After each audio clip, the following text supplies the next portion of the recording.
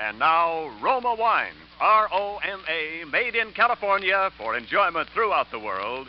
Roma Wines presents Suspense. Tonight, Roma Wines bring you Mr. John Lund as star of A Plain Case of Murder, a suspense play produced, edited, and directed for Roma Wines by William Spear. Suspense, radio's outstanding theater of thrills, is presented for your enjoyment by Roma Wines. That's R-O-M-A, Roma Wines. Those excellent California wines that can add so much pleasantness to the way you live, to your happiness in entertaining guests, to your enjoyment of everyday meals.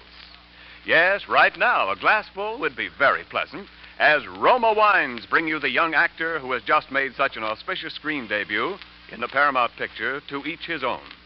John Lund appears as Randy, with Cathy Lewis as Marion, in tonight's tale of Suspense. How are you feeling now, Judson? Lousy. You the doctor? That's right. Who are those other two guys? They're from the district attorney's office. Huh. Suppose I might have known. First thing I opened my eyes, I'd see those vultures hovering around. I suppose right, all right. Gonna tell us about it? Why should I? Just to keep the record straight and save us a lot of trouble. And you've got nothing to lose. How do you figure that? Because they're gonna carry you out of here with a sheet over your face before morning. Is that right, Doc? Afraid that's right. Okay. Take this down, Scotty. Gotcha. You can call it a plain case of murder. Spelled P-L-A-N-E. I make joke. Get it? Yeah. Very, very funny.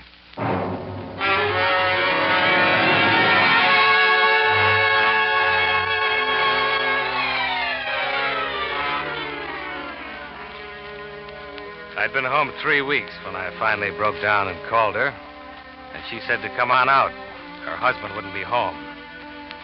It's funny. I'd already met Dorothy, but I called Marion anyway. Maybe I was crazy with hate even then. Maybe it was what I'd been through. Stuck in one of those civilian concentration camps out in the Philippines for 3 long years. And all the time dreaming about Marion.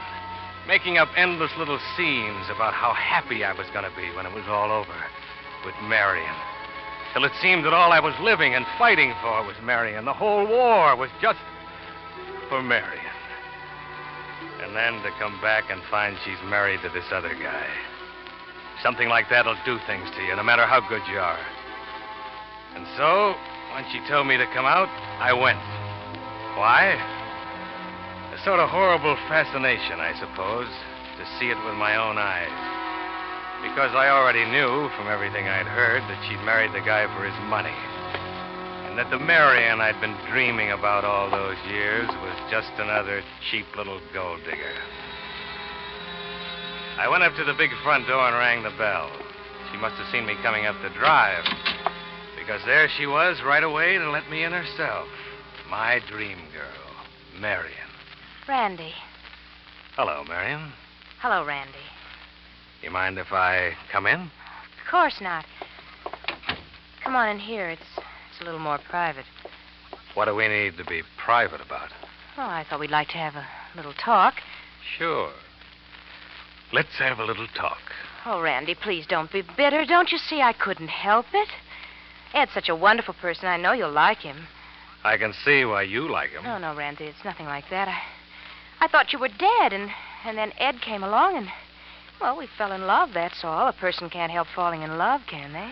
You never tried to find out how dead I was, though, did you? Oh, Randy, I did. I tried every way there was. I checked on that. There's no record that you ever tried. But I did. I swear I did. Okay, skip it. It's really a lovely place you've got here. Yes, isn't it? You can see the property better from over here. Ed owns all this part of the valley, clear over to those trees. You can see him up against the mountain, you see? You see him? Uh-huh. What's he do with it all? Oh, nothing much. You see, Ed's real business is cattle. Of course, this isn't cattle country. He's visiting one of his cattle ranches now. Oh. He away quite a lot? Yes. Randy, tell me about you. I saw in the papers the big welcome they gave you and all you'd done out there. It must have been awful. wasn't fun. Well, what are you doing now? Well, in a way, you know, a thing like that almost pays off. Pays off? Uh-huh. All that hero business. You know, I was out there for a commercial aircraft company, selling private planes to sugar growers and gold miners and so on. Yes. Well, the first thing that happens is that the company makes me vice president in charge of sales. $75,000 a year. $75,000? Uh-huh. And then the movies want to do my life story. And they discover that I've got such great executive ability, they make me a part-time producer. Another $50,000. Then, of course, a percentage of the picture and the story price itself will come to, about another $250,000. Why, Randy. And then, through contacts in the aircraft business, I run into some guys in the oil game. And that pays off. I don't know. I figure I'll be able to retire in 3 or 4 years with a cool $1 million. Oh, make more, of course, if I wanted to stick to it. But why be a hog? Why, Randy, that's wonderful. I never dreamed. Right then and there, I knew I had her. I don't know what had made me tell her all those lies to begin with. Just for the satisfaction of watching her show her hand and jump at it, I guess. But now I knew I had her. And as she talked, as I saw that greedy gleam coming into her eyes, I began to know what I was going to do about it. Well, Randy Judson, a big, rich, famous man. Oh, I'm so happy for you, Randy. They're even talking about running me for governor. Yeah. Funny things fate does. Well, Marion, I've got to run along. Oh, Randy, must you? Yeah. There's a new field we think is coming in today. Net $1 million a year if it does. Oh, well, all right. I'll walk you to the door. All right, thanks. Well, goodbye, Marion. Randy. What? Don't you want to kiss me goodbye? You know I do, Marion. Oh, Randy. Randy, seeing you again, I'm afraid I made a terrible mistake. Yes, Marion. I'm afraid you have.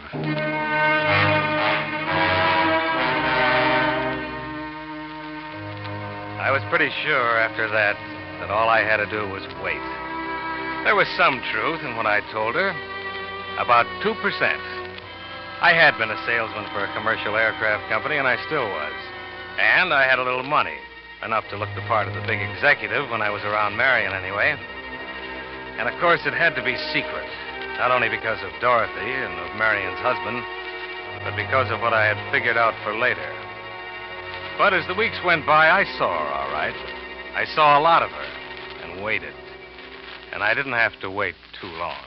Oh, Randy, I love you so much. I know you do, baby. Randy, what are we going to do? I don't know, Marion. Well, there must be something we can do. Divorce? Oh, he'd never give me a divorce, you know that. Never. Yeah. It's just one of those things, I guess. Oh, Randy, I can't go on like this. Something's got to happen. Nothing's going to happen, Marion. It could. What could? Something, anything. Just so I could be free and be with you. There's only one thing that would do us any good. Things like that do happen. If somebody makes them happen. You want to kill him. Randy, I know it's terrible. I just know it's wicked to even think of such a thing. But you do. Yes. Well, what's stopping you? Oh, I'm afraid. Alone.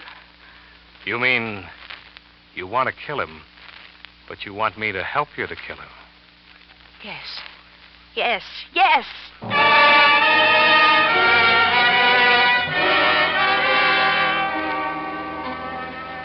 Marion, my dream girl. Oh, I agreed to help her, all right. Sure I did. I planned it for her. First, there was the plane. That was going to do several things for us.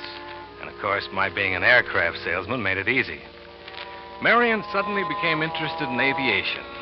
She began reading about it, hanging around the airports. Then she started taking lessons. She learned fast, too, I'll say that for her. Soloed in 6 hours and had her license in 10. All this time, I stayed out of the picture and just waited. And went out with Dorothy once in a while. This was the build-up. It lasted about 6 weeks until I got her call and went out there. My name is Judson, Mr. Dunham. Oh, how do you do? certainly been hearing a lot about your product lately. Oh, by the way, this is my wife. Mrs. Dunham? How do you do, Mr. Judson? Oh, my, she really is a beauty. It's a two-place job, you see. Plenty of room in the fuselage for baggage. Uh-huh. 150 horsepower engine, variable prop. She'll cruise at nearly 150, and yet her landing speed isn't much more than 45. And, of course, she has flaps for low-speed landing. Uh-huh. I'm really sincere when I say that you can't match her anywhere near in the price field. Well, I don't know much about it, but if that's what Marion wants... Oh, Ed, you're a darling. Well, that's the way we like to make a sale. How about a little spin? Oh, I don't know. Oh, go on, Ed. You gotta begin sometime. Just Come around on. the field. Oh, by the way, you've got practically a perfect natural landing field here. Yeah. Have to put up a hangar, I suppose. Ah, that won't run you much. Climb in. Well, I'll wait right here for you, dear. There you are. You keep out of the way now, Marion. I will. Oh, by the way, before I take you up, here's a release you have to sign. Just a formality. Oh. There's 3 copies. One for me as the pilot, one for the company, and one for the Bureau of Civilian Aeronautics. Uh-huh. Where do I sign? Oh, anywhere at the bottom there. Uh-huh. Okay. That's fine. Thank you, Mr. Dunham.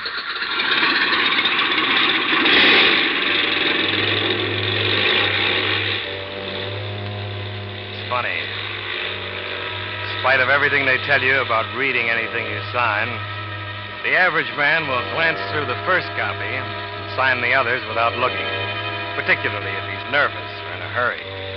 That's what he did. The first 2 copies were just something I dreamed up, because there's no such release anyway. But the last was a blank piece of paper. And when he signed that, he signed his own death warrant.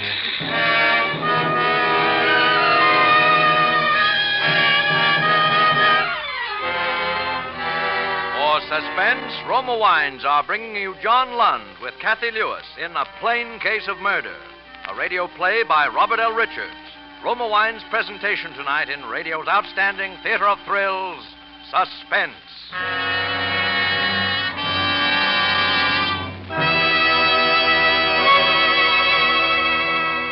Between the acts of Suspense, this is Ken Niles for Roma Wines. Next week is National Wine Week, and throughout California, gay festivals will mark the occasion, celebrating the vintage from which will come another taste treasure of fine Roma wines. For this year, as always, Roma master vintners are choosing the choicest grapes of California's richest vineyards to bring you better tasting wines. With unmatched skill and the world's finest winemaking resources, Roma vintners patiently, unhurriedly guide this vast grape treasure to tempting taste perfection. Then, along with Roma wines of years before, this abundance of taste richness awaits selection from the world's greatest wine reserves for your pleasure. The result is finer taste, always in every Roma California wine, be it sherry, port, muscatel, Burgundy, or Sauterne. That's why more Americans enjoy Roma than any other wine. Let Roma wine add pleasantness and good taste to your living. Tomorrow, enjoy Roma, R-O-M-A, Roma wine, largest selling wine in all history. And now Roma Wines bring back to our Hollywood soundstage John Lund as Randy Judson, with Cathy Lewis as Marion Dunham in A Plain Case of Murder, a tale well calculated to keep you in suspense.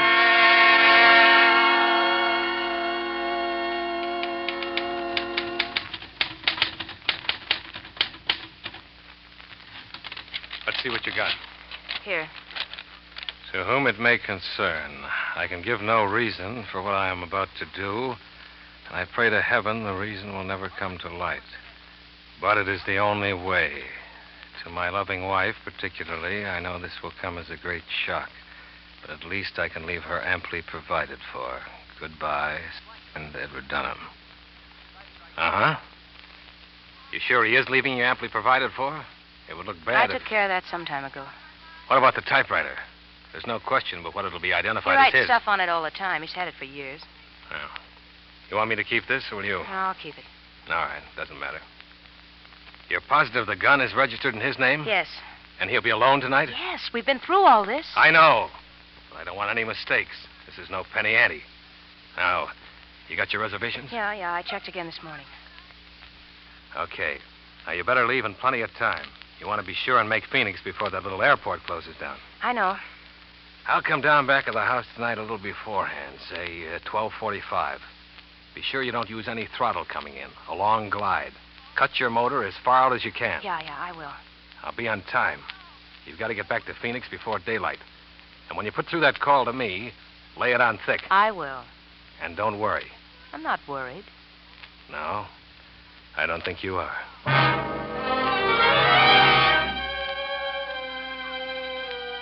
The wheels were moving. Complicated, but good. We'd been over it enough, rehearsed it line by line, so I knew exactly what she'd be doing and saying almost every minute. First, she'd be circling that little airport about a mile from the hotel and sounding as though she was in trouble. A little trick of thinning out the mixture that I'd showed her. And then she'd be coming in for a landing, taxiing over to the hangar. That would be a little before 5. Hey, sounds like she's acting up on you, huh? Yeah, she is. I didn't think I was going to make it. Oh, carburation, maybe. Exhaust valve sticking, I think. Yeah, that could be it, all right. Yeah. Thanks. Hey, you staying in Phoenix? Yeah, for a few days. Can I leave it here? Oh, sure. Tomorrow, first thing, I'll get a man. No, I'm going to get the man down here who sold it to me. I've only flown it about 8 hours. Oh, gee, it shouldn't be doing that. I'll say it shouldn't. Is there anybody here at night? No, I'm sorry, ma'am. I come on again at 8 in the morning. Well, he may be down here before that, because I'm going to get him out of bed if it's the last thing I do. It's a brand new $6,500 airplane. Oh, I don't blame you.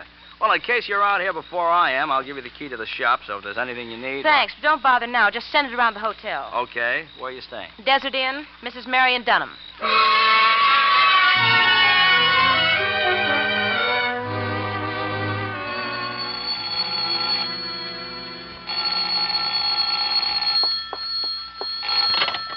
Hello. This is the hotel operator, Mrs. Dunham. I have your call to Los Angeles now. Oh, yes, thank you. Go ahead, Los Angeles. Hello? Mr. Judson, this is Marion Dunham. Who? Oh, how do you do, Mrs. Dunham? I don't do so well, Mr. Judson. In fact, if you ask me, I'm lucky to be alive. What? I'm mad, Mr. Judson. I think I've got a right to be. I started out for Phoenix today in that airplane you sold me. I just barely made it. I don't see why a brand new $6,500 airplane could possibly... Well, I can't understand it, Mrs. Dunham. What seemed to be the trouble? Well, an exhaust valve or two just burned up, apparently. Plane's absolutely useless to me in the condition it's in now. I doubt if it'd even get off the ground. I quite understand, Mrs. Dunham. I'll send a man down I don't want first just thing. a man. I think you ought to come down here and look at it yourself, Mr. Judson. I should come. Why, there's nothing in particular that I could Well, do. are you responsible for these planes you sell to people, Mr. Judson, or aren't you? Well, Oh, all right, Mrs. Dunham. I'll be down first thing in the morning. Where are you staying? The Desert Inn. The Desert Inn. All right, Mrs. Dunham. Tomorrow morning, then. Well, thank you, Mr. Judson. Good night. Good night, Mrs. Dunham. Did you get your call to Los Angeles, Mrs. Dunham? Yes, thank you. But is the doctor on his way up here? Oh, never mind. Never mind. That must be him. Thank you. Come in. Mrs. Dunham? Yes, come in, doctor. I'm awfully sorry to bother you, doctor, but I've got a frightful headache. I flew in from Los Angeles today, and something went wrong with my plane. I suppose it's just nerves, but I was wondering if you could give me something to help me sleep. Why, certainly, Miss Dunham. Thank you. We've got just the thing for you right here. Here, take one of these, or two if you think you need them. Well, I better take two. Well, they're pretty strong. How long will they make me sleep? You'll be dead to the world for a good 8 or 9 hours. Particularly if you take two. Well, thank you, doctor. I'll go in and take them right now. Would you mind hanging that do not disturb sign on the door when you go out? Why, not at all, Miss Dunham. Not. Good night. Good night, doctor.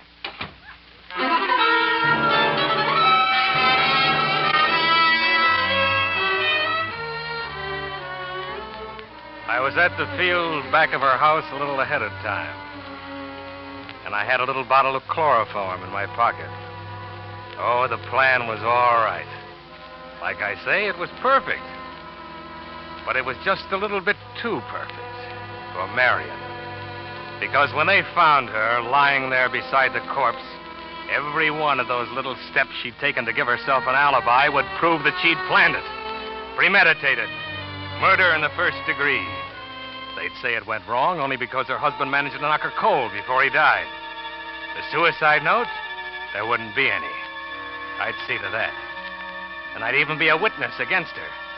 Because instead of flying down to Phoenix with a couple of burned valves in my pocket to support her alibi, I'd fly down there and find there wasn't any plane or any Marion. And when she started that last walk to the gas chamber, maybe she'd begin to realize what I'd been through. My dream girl. I knew she'd sneaked out of the hotel a good 2 hours ago. And sure enough, I heard the motor. Then I heard her cut it. Then she was gliding in. And then we were walking together over towards the darkened house. Yes, everything went all right. What's the matter with you? You haven't spoken a civil word to me yet. Oh, just nervous, I guess. You got your key? Yes, I got it. Be quiet now. It's dark. I got a flash. No. Knock something over. Shh. Who's there? It woke him. Who is it? I'll have to go to him and stall him somehow. All right. Get in there. Get into the closet. Quick. Okay. It's me, Ed. Oh, what in the world are you doing, Well, I thought I was going to have a little fun. It seemed like an hour that I was in there, straining to hear and not being able to. She'd done it. I heard her running down the hall. She'd done it. I had my hand on the doorknob and was just about to step out when there was a click, and the knob wouldn't turn. Marion! Marion! Marion! That was the front door. I was locked in and she was gone.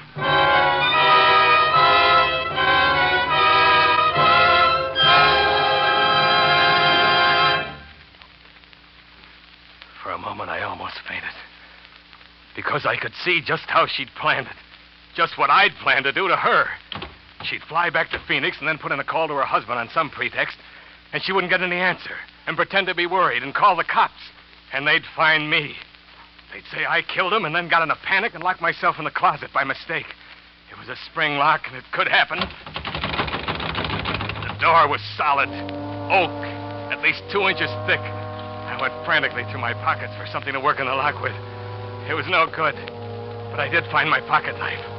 There was just one chance. I had about 3 hours to whittle a hole through that door big enough for me to get my hand through. I went to work. In 10 minutes, my clothes were wringing wet. In 20 minutes, I thought I was going to die of exhaustion, and I'd hardly begun. Somehow, I kept going. Then the knife blade broke. I was almost crying. I opened the small blade and kept on. My hand was raw with broken blisters. The second blade broke. I kept on with the stump of the big one. Hours passed, it seemed. And then, at last, I was through. But the hole wasn't big enough yet. More hours. And then I tore half the skin off my hand and got it through. I opened the door. I was free. As I started out the front door, the phone rang in the hall. I picked it up and listened. Phoenix, Arizona, calling Mr. Edward Dunham. Hello? Hello? Operator? I put the phone quietly back. That would be Marion. That meant that she'd call the cops next, and they'd be out to investigate. I only had a few minutes left, but there was still my plane. I started running across the field to where it stood. If I could get off in that plane, I had a chance, a good... And then I stopped. Marion. She'd fly back. She'd land right on this very field.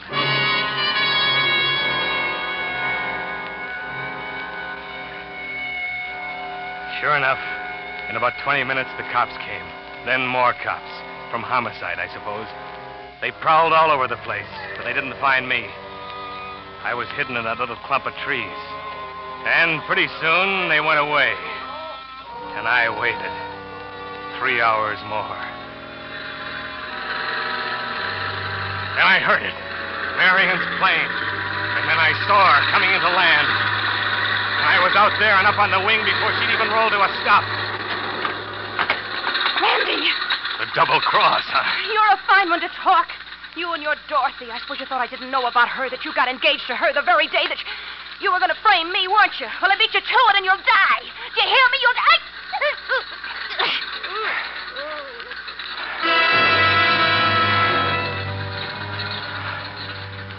dead when I let go of her.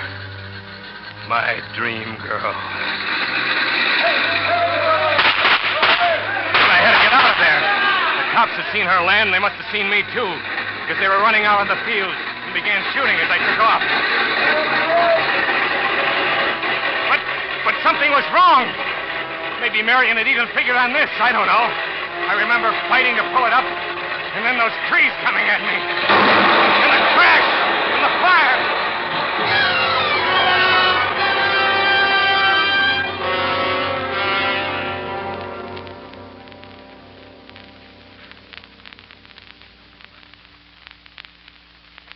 You got all that, Scotty? I got it. How is he, Doc? It's not so good. Here, Judson. Sign here. Sure. I'll sign. Hurry up. Sign Now. it. Hey, Doc. He's gone. Dead, huh? Dead. Fine thing. I got a confession and no one to sign it. What's the difference? You got witnesses. Yeah. Plain case of murder.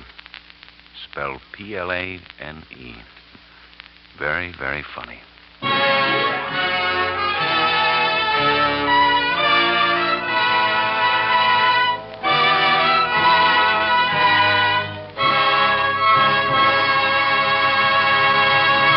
Suspense. Presented by Roma Wines, R-O-M-A, made in California for enjoyment throughout the world. And now this is Ken Niles bringing back to our suspense microphone our star of the evening, John Lund. John, may we all congratulate you on a swell job of acting. And may I, too, offer you the thanks of the Roma Wine Company with this gift basket of Roma wines. Oh, thanks a lot, Ken. And my thanks to Roma for the basket. You know, at this point, I should be able to ad-lib an immortal line about wine. But all I can think of is a jug of wine, a loaf of bread, and now. And I don't recall whether Omar Khayyam specified Roma wine or not. Well, John, if Omar were living today, I'm sure he would specify Roma. Because for both host and guest, there's real pleasure in the tempting nut-like taste of Roma California sherry. Golden amber Roma sherry assures tasteful, gracious hospitality for the party giver, satisfying enjoyment for guests. No wonder famous hosts from Hollywood to Manhattan praise Roma sherry as the perfect first call for dinner.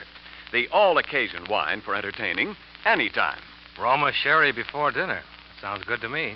Well, John, Roma sherry is good because starting with choicest grapes from California's finest vineyards, Roma sherry is patiently, unhurriedly guided to tempting taste perfection by the unmatched skill of Roma vintners, by the unequaled resources of Roma's famed wineries.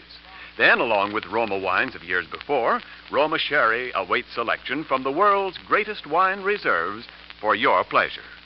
So, for better taste, always insist on Roma wines. Remember, more Americans enjoy Roma than any other wine. Ken, speaking of things that most Americans enjoy, who's for Suspense next Thursday? Well, it's going to be a particularly unusual and original show next Thursday. The play is called The Man Who Wanted to Be Edward G. Robinson. And our star, of course, will be... None other than Edward G. None other, indeed. He'll play two roles. He'll be a sort of a switch family Robinson. Well, I'll be listening. Oh, by the way, I hope nobody was too surprised that Mark Stevens and I switched dates tonight. However, to each his own, to each his own. Well, good night, John. We'll be looking forward to seeing you in Paramount's Technicolor production, Perils of Pauline. Next Thursday, same time, you will hear Mr. Edward G. Robinson as star of Suspense. Produced and directed by William Spear for the Roma Wine Company of Fresno, California.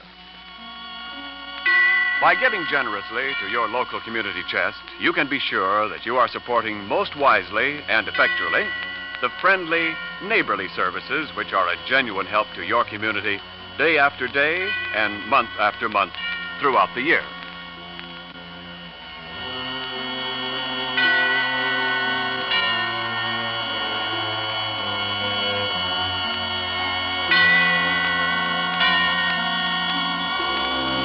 This is CBS, the Columbia Broadcasting System.